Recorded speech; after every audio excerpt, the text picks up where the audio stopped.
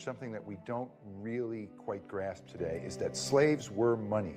They were a form of cash, and you could use them to pay off your debts, and you could use them to transfer wealth to family members. When Jefferson wanted to raise cash to expand Monticello in the 1790s, he mortgaged 150 of his slaves to a Dutch banking house and essentially took out what we might think of as a slave equity loan.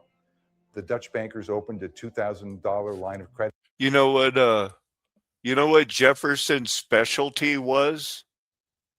Slaves that looked white. When you hear about, oh, he was in love with a slave, Anne Hemming. She was 1/16 black. She looked white. They were raping their children, selling their children because they had polluted blood. Anybody that soft sells it any other way, you're part of the fucking problem. From here on out. Credit for him in Philadelphia, and that's what he used to rebuild Monticello. In 1792, he drew up a profit and loss memo, and he wrote down a formula. He said that the slave population increased at the rate of 4% a year. And he included that 4% increase under the profit column in his memo.